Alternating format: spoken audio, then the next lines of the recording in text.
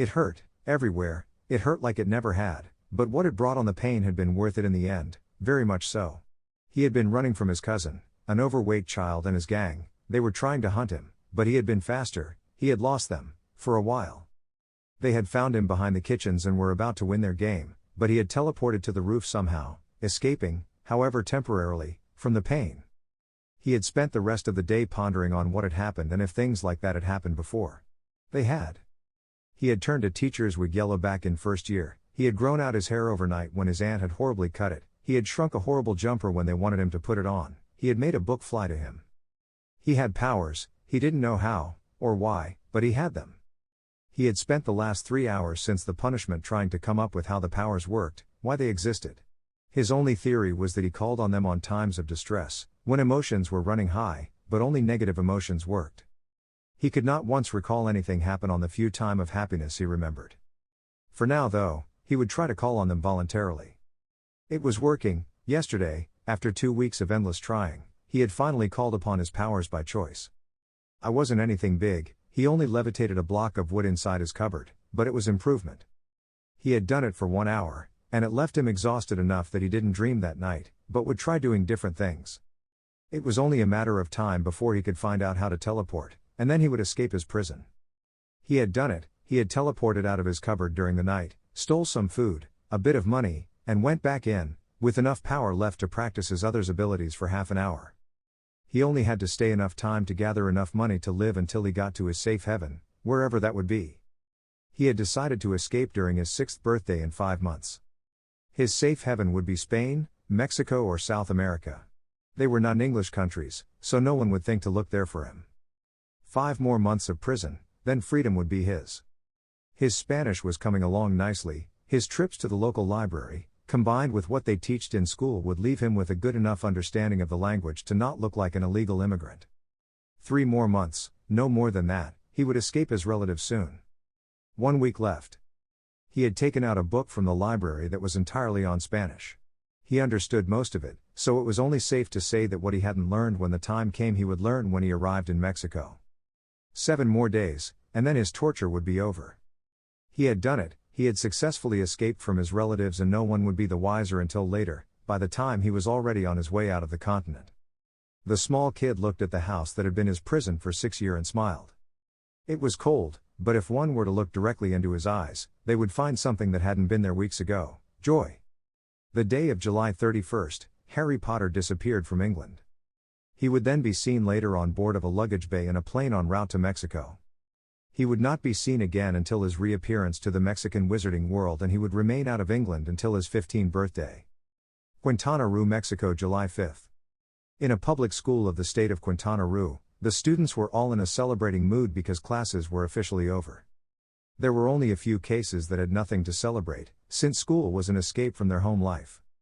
Harry Potter, an 11-year-old with messy raven black hair and emerald green eyes hidden behind glasses, was one of those cases. The young Potter had run away from his life in an abusive home when he was 6, 2 years after discovering that he was special, different from the relatives that had taken him in after his parents were killed. Young Harry still suffered from the past, having many flashbacks to his less than ideal childhood. He now lived in an orphanage, half a world away of his personal nightmare. Harry ignored all going on around him, not really paying attention to what people said, but still minding if people wanted to talk to him. The raven-haired kid left the school grounds, taking his time on his walk to what had been his home for 5 years. He passed through plazas, parks, a market and crossed several streets, not really caring about what happened around. He had long since stopped caring about the world. He only cared for himself, and only one other person had managed to keep being a constant in his life, though not in the positive way. The green-eyed boy took close to an hour to arrive to his destination, that Santa Maria de Fatima home for abandoned children, a place that had been built for orphans of the Mexican Revolution and stayed in business after the war had ended. Recently they had been getting many more and more orphans because more refugees from Cuba arrived in the country, mostly people escaping from the communists that had taken over the country 30 years ago. Harry had been there when the state had to start expanding the orphanage that could only handle 50 kids plus staff, to one that could hold over 100. He arrived to see that the workers had left for the day, and that most kids had arrived by bus already. The kid sat under a tree after taking out a book from his pack, a book by Michelle Crichton named Next, funny book really, made fun of genetics and patents on that field. He didn't know how long he sat there under the tree, he only stopped reading when a shadow fell over him. "We've been over this, Jamie, you interrupt my reading time, and I may get violent," said Harry. The boy who had stepped over Harry snorted. He was a tall and bulky kid, the kind of kid that didn't bother watching what he ate and only did enough exercise to be able to walk. His eyes were hazel and his hair a curly brown. "As if you could harm me, pendejo. You more than anyone should know what I can do," baboso, Harry shot back. Indeed. Harry Potter was normally a very calm boy. If, however, you got him angry, he would use his abilities to boost his own strength, allowing him to damage people twice his size with only enough effort to leave him breathing hard. Jamie Avila was one person that constantly tried to get Harry mad, if only for the satisfaction of being one of the few people who managed to get a reaction of the normally stoic boy. "Please, if you actually wounded me once I would have sent you to the hospital." Harry snorted. "Yeah, whatever you say, Pam Bosso." The boy smirked as he walked towards his room, enjoying the angry huff Jamie did. Sometimes being him was a curse, but he needed fun out of somewhere other than books. 3 weeks later, June 27th. Harry Potter could say he hated the Mexican summer. It wasn't the heat, no, that only got to 35 degrees Celsius. The problem was the humidity in the air made the already difficult weather impossible, thanks to the mugginess that stayed all year round. The only good thing was that mangoes were fruit of the season. It was because of those causes that Harry hated passing the days outside on the summer, maybe if he was further north, where the heat was dry. There was an advantage to the summer though, the local ice skate ring was open, and he loved how cold the place was. He had discovered the joy of ice skating when he was 9, having saved all the money the caretakers gave him once a month and what he had found around the building, and then went to explore town. After a couple of hours of wandering the city, he had come across a dome-like building with a few cars parked outside. He entered the dome to find the ice ring. An old man had asked what a kid was doing alone on the ring, and after Harry explained that he was an orphan, Rodrigo, as the man was called, offered lessons for free as long as Harry paid for the skates. The rest was history. Harry was one of the few people who went to the ring constantly, since most people preferred to just drive the 30 kilometers to go to the beach. Today the ring was mostly empty, with only a couple of girls practicing artistic skating. One thing he didn't understand about them skater girls was that when he entered and started doing his own practice and acrobatics, they wouldn't stop staring at him with some weird thing on their eyes. He stayed there for hours, letting his legs do the thinking and his mind to wander. He thought about his powers that let him teleport, summon and push things, the ones that let him reinforce his body. He had discovered them when he was 5, almost 7 years ago. He knew that they were unique, since no one he had met could do the same things. As far as he knew, only his parent, who he vaguely recalled from a really fuzzy memory from before their death, could do things like that, so maybe it was something that ran on his father's side of the family. But then there was the feeling he got whenever he thought that. He felt as if though there was much more he could do, so much he could learn, so much he could create. He felt that somewhere, out in the world, there were more people like him, and he just had to find them. Harry came to a stop as he looked at the clock. 5 p.m., he had to leave, to get back home before curfew. Next day, Santa Maria de Fatima Orphanage. Harry woke up to the feeling of claws digging into his stomach, as if there was a cat or a bird on top of him, but that was impossible. The matron didn't like animals. Now, since he wasn't much of a morning person, Harry just swatted at whatever was on him before trying to find the comfortable warmth he had created on his bed during the night, but whatever it was that had awakened him, wasn't going to give up yet. The mop of raven black hair shot upward when a couple of hard things started to hammer him on the head. Harry scowled as he looked around his small room, trying to find the source, only to stop when his eyes fell on a pair of birds standing on his bedside table. "Que chingados? Why are there 2 birds in my room?" he asked, not expecting an answer. The 2 birds, an owl and a quetzal, looked at each other, as if communicating, then turned back to him and screeched, holding out their legs, showing the letters tied to them. "Who the fuck uses messenger pigeons?" he thought, undoing the knots. "I suppose you're waiting for a response," he said. The birds nodded in synchrony. Right, he felt really foolish, talking to birds, even if they showed intelligence. He grabbed the letters, his eyes on the birds as they flew to the, somehow open, window, and seemingly held a conversation between them. His green eyes roamed over the letters, first to the one the owl had and then the one of the quetzal. The former was written in English for some reason, while the latter had terms that made obvious that it was written by a native of the old civilizations. He opened the English letter first. Harry J. Potter. Room number 35. Santa Maria de Fatima Orphanage. That was creepy. Had they been following him? Ignoring the thought, Harry flipped open the letter. Hogwarts School of Witchcraft and Wizardry. Headmaster Albus Dumbledore, Order of Merlin, First Class, Grand Sork, CHF. Warlock, Supreme Mugwump, International Confederation of Wizards. Dear Mr. Potter, we are pleased to inform you that you have been accepted at Hogwarts School of Witchcraft and Wizardry. You will find all necessary book and equipment in the enclosed list. Term starts on September 1st. We await your owl by no later than July 31st. Deputy Headmistress Minerva McGonagall. That explained the origin of his powers. He was a wizard. Not so hard to swallow considering that he had been doing strange things since childhood. He opened the letter in Spanish. Han Abku School of Magical Disciplines. Principal Ricardo Rivera de la Vega, Supreme Priest of the Mayan Wizards Council, Deputy of the Mayan Teachings in CEP. Senior Potter. You are registered in CEP as a wizard. As such, you are required to start your education in one of the 3 Mexican schools of magical disciplines.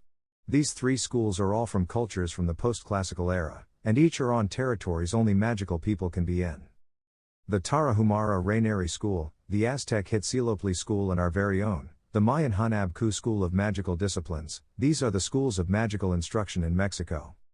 We expect your reply to this letter by August 12th at the latest. If you aren't registering on this school, then you must write which school you are going to. The school year starts 2 weeks after the mundane. As you are an orphan, take this letter to your caretaker. He or she will take you and whoever else from your home as a wizard/witch to the magical market of the region. The books required are on the back of the page. Have a good day. Harry sighed as he finished the letter. If there was one thing the Mexicans were good at, especially the higher-ups, was at talking a lot to say just few things, as evidenced by the letter, the president, the climatic forecast, the principal on his past school, and that old man who rambled on whenever he stepped on the store crossing the street of the orphanage. The raven-haired kid looked at the birds and said, "You want my reply right now?" He had to say it twice, once in Spanish and the second in English, since the owl didn't appear to understand the first time. The birds bobbed their heads in affirmative. Harry grabbed a notebook that he hadn't filled out during the school year, ripped 2 sheets, and started writing.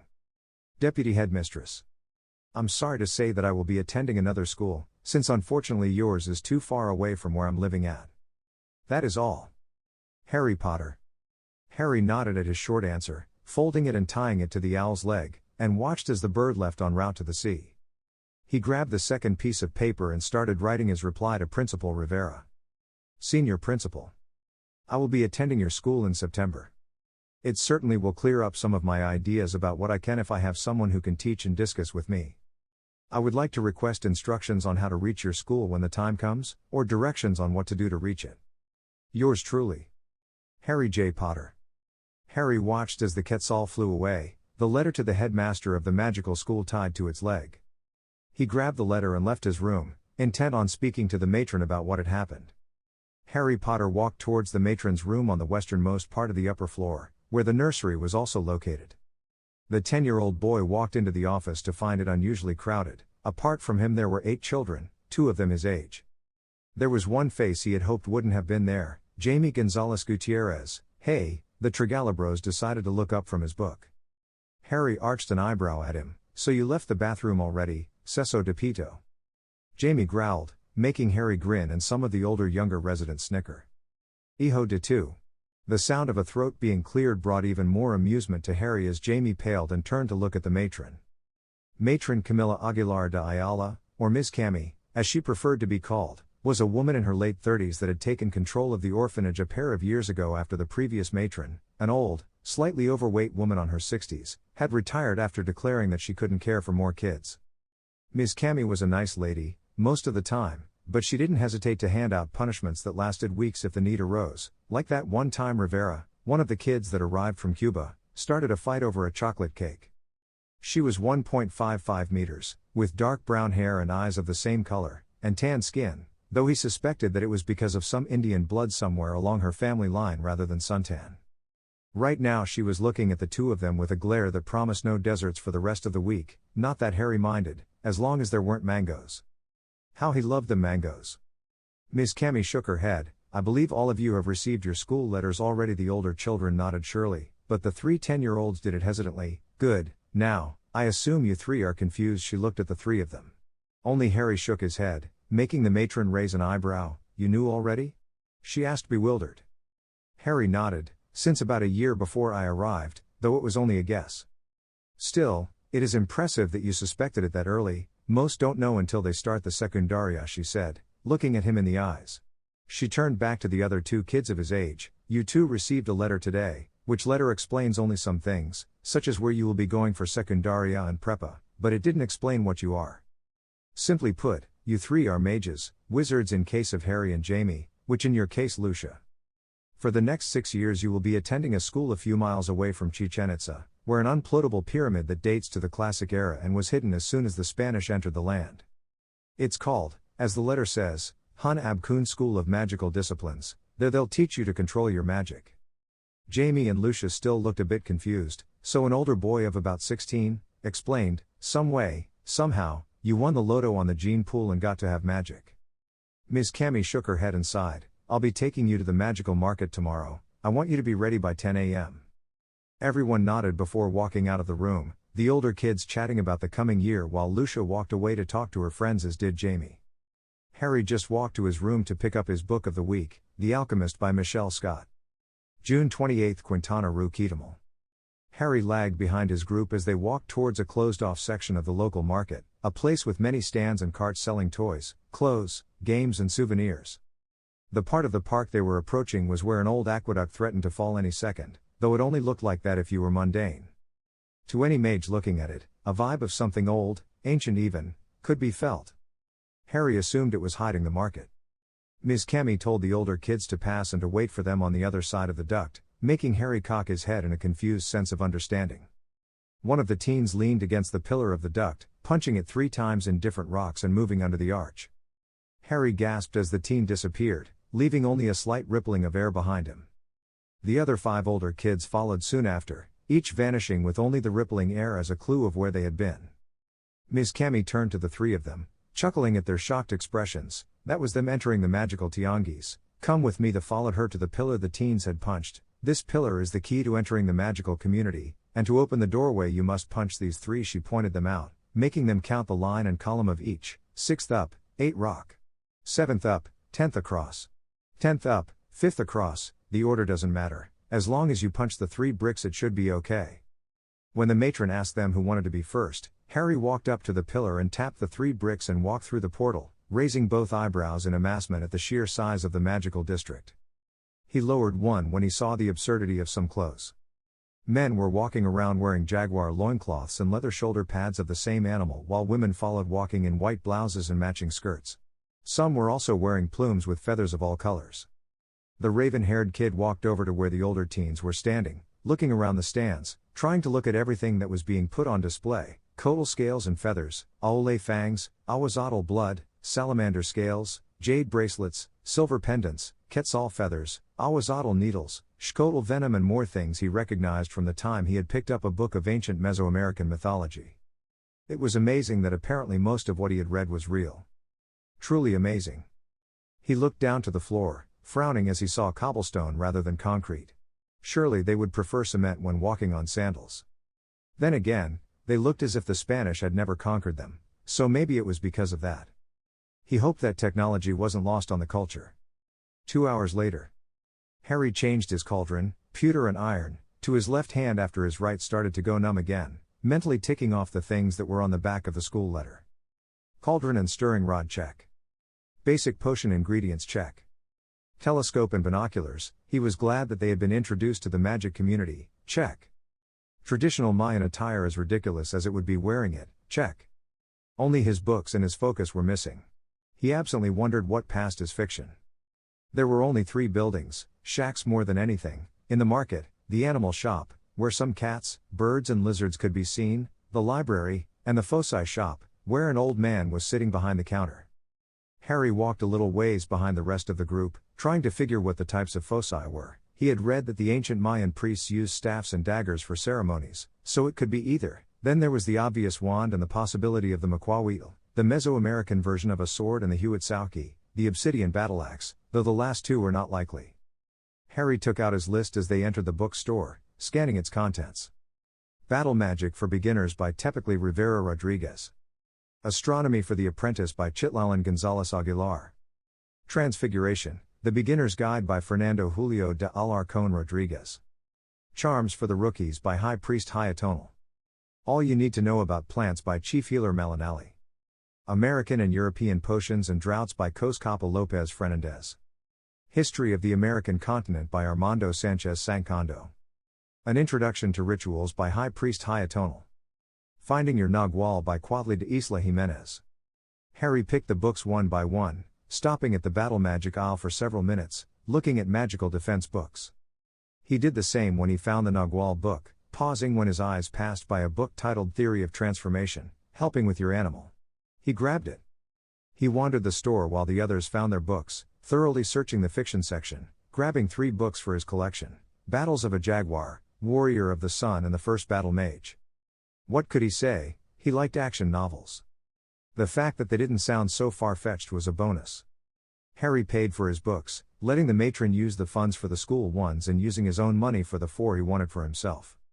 Now he only needed something to channel his magic through and he would be a full wizard. Zianya Foci Cellar. The Zianya family was one of the oldest foci crafters in Mexico, some of the members having served for the Jaguar soldiers of old when their weapons broke or dulled. When the Spanish arrived, they had been one of the first to start moving to a safe house, distrusting the people other, less intelligent, Mayan citizens, believed gods. One of the sons of the family had tried warning the emperor of the upcoming danger. He had been used as a sacrifice. Since then the Zianya had crafted weapons for both sides of a conflict, staying neutral because of the betrayal they had suffered at the hand of their leader. Cuicacani Zianya was the current weapon crafter of the family, having served that role for almost 30 years now, ever since the Grand Earthquake of the 65 had killed his father when the man was on the annual Mexican Crafters Convention. He was, as expected of a man of his descent, a light brown-skinned man with dark green eyes and dark brown hair, and even though he was on his 50s, Cuicacani still looked on his 30s, both because of his magic and because of the diet he had. When the 3 youngest recognized mages of the Santa Maria de Fatima orphanage entered his store, he looked at them in the eye and judged what he saw. A young man that longed for freedom, finding it in the world of fiction, yet, beneath the cold persona, is a caring soul. Cuicacani moved his eyes from Harry to Jamie, a boy disappointed by the hand life gave him, looking to make his life what he wants of it. The man's head cocked towards the only girl in the group, taken from parents that prefer drugs above a daughter, molded by friends that mean her life to her. Cuicacani nodded to himself, already making predictions about their type of focus: 2 warriors and a healer, no doubt. As soon as Harry entered the store, he felt the power stored in the building, waiting for someone to release it, to use it for what they wanted. It was as if he had been submerged in the sea. Harry locked eyes with the vendor, who seemed to nod with approval. Camilla Aguilar, ceremonial dagger, palm tree handle and obsidian blade with graphite runes, transformable for easier cloaking with a core of crushed ek chua. Cuicacani's eyes looked vacant as he looked at, you rarely use it and prefer a Spanish wand for everyday use. Ms. Cami nodded, knowing that the man was telling the truth, even though they saw only twice a year. It is not practical, even when transformed, I'm afraid. The Zianya crafter just nodded and guided them to the back of the store, where they found a hallway with 3 doors. I've no doubt that you feel something coming from one of those doors. The Mayan crafter stood in the middle of the hallway. Enter the one you feel the call from. Harry closed his eyes and tried to find his magic, something he had done for the first time when he was 5. The raven-haired child relaxed as he felt the constant pulses emerging from his center, flowing through his body just as his blood did, singing in harmony with nature. His eyes closed and in trance, the young potter walked forward, letting his feet carry him into one of the rooms. Harry didn't leave the trance even as he entered the room, too lost in the feel of his magic to notice the rows of weapons that sat on the room, only noticing the way his powers led him to. The green-eyed boy grasped what he had in front of him, gasping as a flood of liquid fire traveled through him. An uncomfortable sensation, and it didn't feel exactly right, but somehow, he knew that it was to be. His trance snapped and he jumped a foot in the air as a voice behind him spoke, a 1.5 meters macahuitl made of mesquite, with silver and copper blades, the tail feather of a coatl powdered with the crushed fang of a magical jaguar. The Indian weapon crafter said, the weapon of an elite, I expect you to do an honor to it. The man walked to where Jamie had found his own weapon, tapped the center to reduce it, that way it won't be detected. Harry Potter was engaged in a staring contest. This in itself wasn't uncommon, as he constantly intimidated people by looking at them from above his glasses. No, what was unusual was the fact that he was twitching and scowling, something not even Jamie could manage to get him to do. The reason he was annoyed was sitting in front of him, with its tongue lolling off its mouth, its tail flapping behind, A wolf pup had somehow found a way out of its habitat and into Harry's room, something no animal should be able to do. "You should not be here," the pup just continued, panting. "You are an arid forest animal, we are in tropical weather, you should leave." The pup cocked its head and whined, "I will get in trouble if someone sees you, leave now." The wolf, a small thing no taller than his shin, with gray fur and yellow eyes, just laid down, still staring at him. Harry felt a vein throb in his forehead in annoyance. How dare the damn thing to ignore him? Harry took a deep breath, trying to calm down before his magic lashed out. The 10-year-old moved to pick up the pup to take it to the zoo, but the damn thing moved out of his reach. Harry tried again, and again, and again, the irritation slowly but surely flowing out of him, and eventually, he started to laugh. Harry threw himself onto the floor in an effort to catch the slippery animal, getting his hands around the wolf's torso just before the pup disappeared under the bed. Harry stared at the puppy in the eyes, grinning, sweating and panting. He hadn't been in the same condition since the last time he went to the ice ring, almost a full month ago. "I suppose." Harry tried to calm his breathing. "I could keep you, but stay hidden, always." The pup just licked his face, making Harry snort. Harry's room, July 15th. "I still have to name you," said Harry to the pup, the wolf bobbing his head, as if understanding him. "How do you like Easel?" The pup shook his head. "Jack?" Another shake. Harry smirked. "Fido?" The wolf growled, making him snicker. "All right, no funny names, Jill?"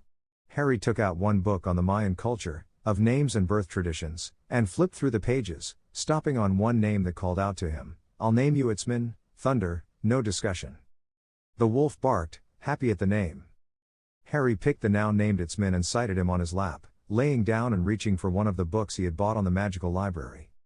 It was unfortunate, however, that just as he got comfortable and started petting his new pet, a quetzal arrived on his, making him groan, annoyed at the distraction. The annoyance turned to curiosity as the colorful parrot held out its paw. Harry undid the knot, holding the letter on his hands and laying down again, Itzman taking his place on his lap again. Harry opened and read the letter from the Principal Rivera de la Vega. "Senior Potter. You are one of the few that actually thought to ask how you will get to the school. That is good, you are independent, but you should learn to trust some authorities. I'm pretty sure that your caretaker isn't as useless as the president, but I can't judge. Your caretaker, whatever her name is, will take you to the Ventura State bus station. Once there you will see the perpetually closed ticket booth. If you put your magic focus through the aperture at the bottom, it will open the gateway into the magical side of the station, where you will board one of the 3 buses, each one going to one of the national schools. After boarding the bus, you will ride for the time it takes to reach Hunab Kun, and then you will wait for the rest of the students to arrive, then you eat, and then you are assigned dorms. You still have your vacations though, so enjoy them. Kukulkan knows I can't." The next day, Harry stood up from his bed and came out of his room, carefully closing the door behind him as to not alert anyone that he was coming out. He had a reputation as a loner after all. He walked towards the kitchen of the orphanage, a large room that kept all the food in the building, all under lock and key with the exception of milk and fruits, since those were never more than a block away to buy. Itzman liked milk, as he was sure all young animals did, and jam, which was only available at breakfast and dinner, so he had to make sure to take a big portion during those times, since he didn't want the pup to starve. Harry had been thinking over the idea of telling Miss Cammy about Itzman, but he really didn't want the young wolf to go, as it was a good distraction for when he was so bored that even books couldn't entertain him, something that had been happening a lot more lately. He just couldn't wait to go to his new school, the emotion was too much for him. He grabbed a mango and served himself a glass of milk, which he would then dump on an empty plate from where Itzman drank. He peeled the mango, thinking on what he had learned from the few school books he had started. The battle magic course mainly dealt with how to deal with threats efficiently, but if he had read right then they would start with some serious stuff during Prepa, with curses that were designed only to maim or kill. It was no wonder that the Mayans had held on that long and seen Sun Zan if they had curses that deadly. Add in the weapons that according to some could behead a horse in one swing, then it was obvious as to how. That he had an affinity to the weapon of legends, he didn't want to end up a killer. He grabbed the now peeled mango, not worrying about getting his hands dirty, and walked back to his room, dancing around occupied rooms, not wanting to be seen, unless the youngest children saw him, they just didn't pay attention to anything. The raven-haired child entered his room, just to scowl at what he saw. "What are you in my room?" 5 minutes earlier. Luz Uribe, or Lucy, as she preferred, was the very definition of a people person. She liked her friends and was friendly with everybody but a few people that she genuinely disliked or that they didn't have interest in her. At 11, almost 12, she was already filling out, an early bloomer, if you will. Her green eyes, fair skin and blonde hair, a rarity in Mexico, made her a beautiful image, even though she was starting to lose the cute touch to her. One of the few people that ignored her existence was Harry Potter, a fellow orphan who spent much of his time reading, skating or thinking, making him unapproachable by many with the exception of Miss Cammy, the old man that had taught him to skate and the fruit vendor of the park. How the boy had managed to strike up a friendship with such a snappish man was beyond her.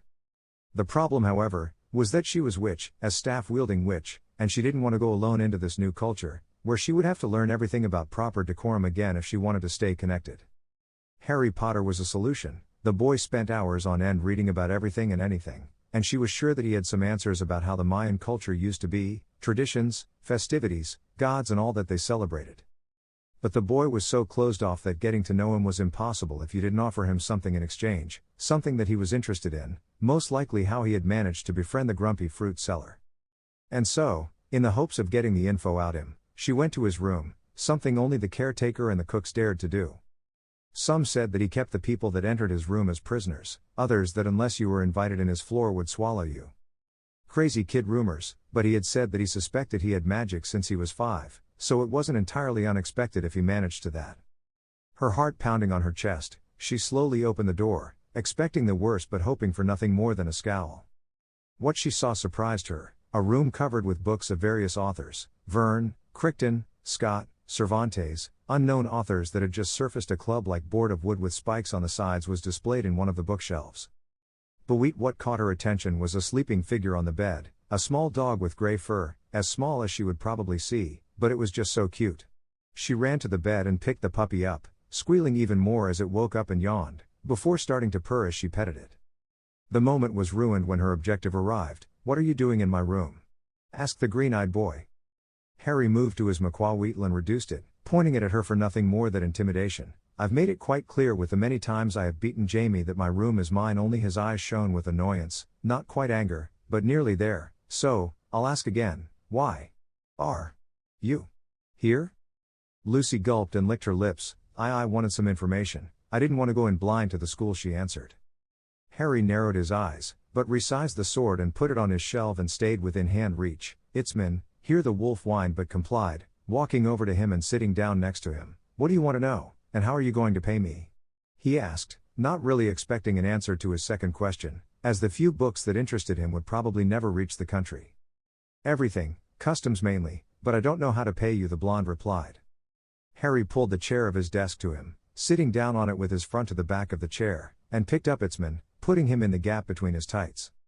His green eyes locked on her lighter ones, thinking on what he could ask of her as payment if he did teach her. There was no knowledge she could offer since she was more outgoing and less studious than him. She couldn't provide him with fruit since Don Aldo already gave him a mango for a single peso whenever he passed by his stand. Of course, if she turned out a gossip she could help him get information. A good spy always helped in any situations, and if she spread good things about him, then it would keep the wolves and their sheep from him. His mind made up, he reached for one of the books that Miss Cammy had given to him a few days ago about the current Mayan magical culture. La Secretaria de Magos Mayas is the magical government in the Yucatan Peninsula and Chiapas and Tabasco. It regulates all the mages that decided to go with the Mayan people for their magical training. It is divided in sections: the police, the military, the researchers, the priests, the healers and the administrators, each one with their own purposes and needs, but that is something you will learn at the school.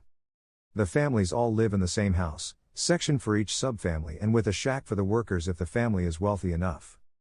Men are mostly warriors and farmers, though some are also weaponsmiths or ceramic workers, and dressed accordingly, apart from the people on the government and the nobility, though those are mostly like the British lords, just wealthy people that helped the original regime.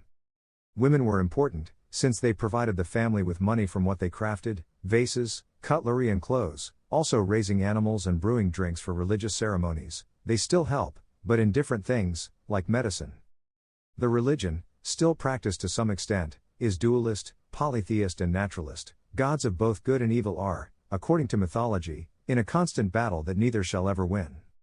The rites are rather savage, offering willing innocents to their gods in order to gain land fertility or the sacrifice of foreigners made by warriors to ascend in power. Then there are the dances that people from different social classes perform in order to gain favor from a deity. the fasting and sexual abstinence practiced during the bad months, the religious use of drugs and the sacrifice of wildlife. Of these only the sacrifices of wildlife, use of drugs and willing blood sacrifices, with the conditional sacrifice of criminals and enemies of the state by the police and military are still practiced.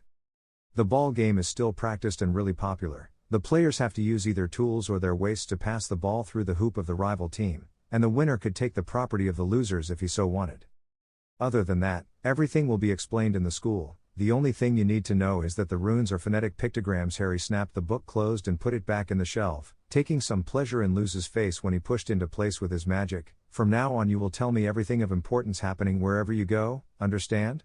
She nodded slowly, thanking God that he had only asked that of her. Good, now, you won't tell anyone of my pet, and won't ever enter my room without my permission. Goodbye. The girl left the room hastily, jumping when the door snapped shut behind her. Harry and its men stepped through the doorway that separated the magical station from the mundane one. Harry wasn't impressed.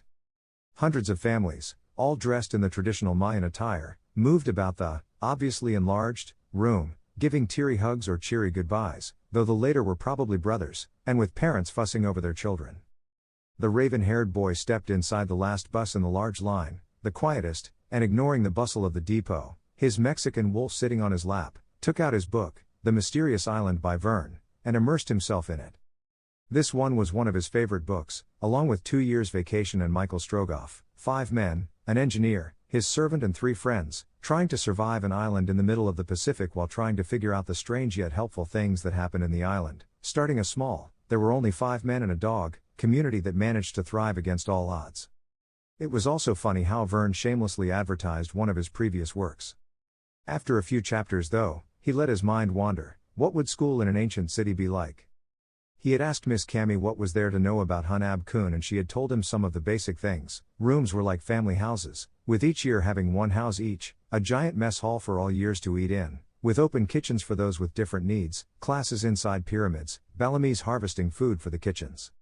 It all sounded great, but there was one thing he couldn't help but ponder on. The school accepted any kind of magical people as long as they were humanoid. The idea was great, promote equality, but Harry couldn't help but feel skeptical. How would different species would get along? It was proved that humans were distrustful by nature. Add in humanoids like Aluxas and Chupacabras and you got trouble waiting to happen between the prejudiced people. He couldn't help but finger his focus at the thought of what would happen. He would wait for his judgment on other species though, otherwise he would be too much like them. A weight settled next to him, making him glance to his left.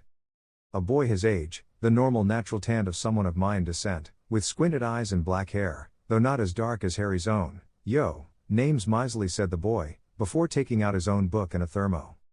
Harry, he wouldn't add anything else, he knew nothing about the boy. The two sat in silence, both quietly reading, immersed in the story each had on their hand. Half an hour after Misley sat next to Harry, exactly 10 o'clock, and Harry put his book away to prevent motion sickness, as he had never traveled by bus before, only by the orphanage's van. Out of the corner of his emerald eyes, Harry noticed that Misley still had his book out, and had a very recognizable trait about him. His eyes were red and were glancing at its men. You are a chupacabra, stated Harry, making the tan boy turn to him. Misley smirked. You just notice. A chuckle came out of the boy's mouth. Yes, I am an animal bloodsucker. Harry leaned in, curious. So chupacabras are vampires? He asked. Yes and no, answered the boy. A chupacabra, all chupacabras, are vampires that prefer animal blood to human blood. So it is a choice, said Harry, you choose what to eat. No, not really, Misley shook his head. The first chupacabra, a Spanish vampire by the name of Homero, stopped drinking human blood after falling in love with a human woman. After a few times feeding off of her, Homero realized that he was doing damage to her, so he vowed to never eat the blood of a human until the day she died. This meant feeding off of the next best thing, animal blood. Now, one of the reasons normal vampires are immortal is because of the life force and magic that human blood carries. A chupacabra, because of feeding off of animals, that while they do magic and life force on the blood, it's not as much as a human's, meaning shorter lifespans. Homero had 3 children with his woman, all vampires, but they couldn't stand human blood when their mother offered them, and so, Homero started a farm. With time the wife died and the children married, and Homero discovered that he couldn't stand human blood anymore. Harry nodded, thinking over what could have created the intolerance. The rest is history. So, in the thermo? He let the question hang. Goat blood. The boy took a drink, trying not to reach out to Harry's pup. I would prefer Kukulkan blood. The blood drinker had a far-off look. That packs a nice punch. Harry raised an eyebrow, making miserly shrug. Magical blood is always better. Harry nodded and looked out the window, petting the wolf pup. It was the beginning of his first true friendship. Hunab Kun 1 p.m. The first thing Harry did as soon as he got off the bus was grin, miserly widening his eyes at the look of the city and its men, panting in excitement at the potential fun he could have. I'm going to like it here, said Harry. The only way to describe the feel of the place was peaceful. The sound of animals coming from the forest around the campus, the faint sound of running water in the background, with people chatting in the yards, wearing the traditional garb. As background were the imposing pyramids, easily 5 stories tall each, some taller than others. The houses stood smaller, with just one floor but just as awe-inspiring, as they could handle about 500 people each. There was a field to the side, where some hooded creatures worked on the ground or with cattle. Scattered about the city were several trees of different kinds. Harry caught a mango tree, all with wide trunks and big shadows just waiting for people to lay down on them. Harry grabbed his trunk, fully plastic and small compared to some others. Really, just what kind of idiot would take a wooden trunk? But not the smallest of them all, that belonged to one that wouldn't look out of place in a common school. The raven-haired kid took out his macaw wheatle and resized it, making a boy near him whistle. Nice thing you got there, never seen one that size. Harry just shrugged and put it on his waist using a leather belt. He had it, why not leave it at the ready? He's right, you know? Said miserly as he caught up, making Harry glance at him. The average length of those thing is a meter, you having 1/2 again the average says something about your potential. What did you pick? Asked Harry. If mine is special then yours must be really different. Mislu shrugged. I got a bow. He took a small piece of wood from his waistband. Magical arrows, best for long range, usable at short, perfect for household use when shrunk. Harry nodded, filing away the information. Any idea what to expect of teachers? Other than cross them. Harry nodded again. Not much. Father went to Hewitt Selopochsley, so I only know the thing we'll see. So, you know nothing, Harry sighed, and here I expected you to be smart. Misley looked affronted. I'll have you know that I prefer practical stuff. Harry smirked, noting that it was mock anger on the chupacabra's eyes. That's what brutes say when asked. Says the guy with a sword. I prefer the term defender. Your pet's a brute too. He's a gray wolf, of course he's strong. This will get us nowhere. Indeed, but I quite like a verbal battle. My normal opponent is just too easy to beat. Misley raised his eyebrow. You constantly insult someone. He starts. Harry shrugged as the two entered one of the houses. I just like seeing frustration in someone's eyes, really amusing. You sadistic? Asked Misley. No, I don't like to cause pain, answered Harry. Hey, you won't like battle class much, the chupacabra grinned. Father told me there are many fights in it. You said he went to the Aztec school. He did, but he's part of the SEP council. So you know the syllabus. I told you, I know only what we'll see. Harry shook his head. He couldn't wait to start learning magic, especially charms and potions. September 7th dusk. Principal Ricardo Rivera was a man in his late 40s and had dedicated himself to climb the social ladder since he was 20. As soon as he finished college with a degree in ancient history, he had gone into the magical government, climbing from a simple assistant in the Department of Education, to the Grand Priest and Deputy of the Mayan wizarding culture in Mexico. At age 35, the previous principal of the Hunab Kun School had offered him the position as the man retired at the old age. 2 years later the school had a new headmaster. He was regarded by past students as the best headmaster they could have, even if the ones currently under him, though he was but an incarnation of Shquirepet, wanting them to shed their blood before him. A strict man with an ethic most considered insane. He was a fit man with dark eyes and hair a brown color, standing at an impressive 1.85 meters with tan-skinned and wearing a jaguar's pelt over his shoulders and a ceremonial skirt over his loincloth, from which his ceremonial staff was hanging in a reduced form. The man looked down from his chair in the mess hall of the school, a giant room where tables were scattered around. It was refreshing, seeing 3 different species of humanoids interact friendlily with each other, with the exception of the racist bastards he enjoyed to make fun of. One table caught his attention, as it held a boy with skin too pale to be American. What is a European doing here? I thought most people of that descent went to Salem if they stayed in this continent. The headmaster looked at the boy sitting beside the European. He befriended a chupacabra already, though it could partly be because of the wolf sitting by the boy's side. Apparently the European boy felt his stare because he looked at Principal Ricardo. green eyes and a sun Anglo-Saxon rune. He covered his smile behind his hands. I got myself a fine warrior with a strong will, good. Ricardo stood up, only to try to hold in curses as his little finger banged on the table. Hijo de puta, welcome to a new year here at our school. For the next 9 months it will be your home, where you will from bonds, learn magic, earn respect and get experience. The first thing I must address is that you must be very careful when going to the forest, as the colony of Kukulkans there have expressed their desire to stay isolated during their mating year. Second, the Balamese complained during the summer that you left your room sucia como el carajo, so please clean up as soon as you arrive from your classes. Third, and please try to keep this one in mind throughout the year, ritual magic can only be practiced during the classes, and only if you are truly sure you can do the ritual properly. Lastly, our colleges from Europe have sent us specimens for the care of creatures class. Some of them are dangerous, so please try to listen to Professor Atsiri when working with them. You have 30 minutes more for dinner, after that please go to your rooms. He smiled at them as they groaned at the curfew. Ricardo motioned to his most trusted faculty member to lean closer. Alan, the pale boy with the wolf sitting next to the chupacabra, I want you bring him to my office after dinner. Alan Avina Guerra, the teacher of battle magic, glanced at the boy in question. Any reason? He didn't look like much, granted, he himself was the definition of plain with brown eyes and dark hair with a face that would look out of place only on high social circles, so he couldn't say much. The boy is North European, and my friend in the ICW told me that the chief warlock was looking for a stray kid, answered the principal. A runway then, still doesn't explain, we got many Cuban students. Yes, but the last time this school had someone from the old continent we had a problem with the creatures of the forest. It had been one of the darkest years for the school since the New Spain age, as they had to deal with hundreds of pissed creatures. Ah yes, Alan nodded, the new Spanish Empire incident, so you think we may have another Novo Cortez? No, he came from an orphanage, and I think he may be the warlock's kid. Alan frowned at him. You want to return a runaway kid, to a place he didn't like?